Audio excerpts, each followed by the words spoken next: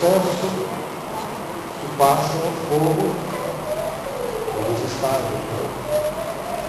Para que todas as impurezas do ouro sejam tiradas e ele seja este metal puro.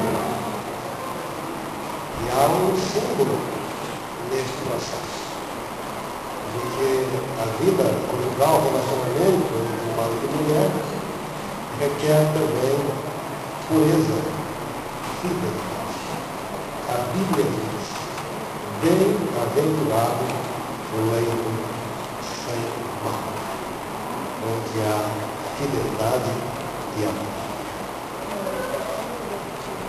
Para que tome essa forma, alguém trabalhou dando forma deste ouro para que o ouro fosse esse par de antes.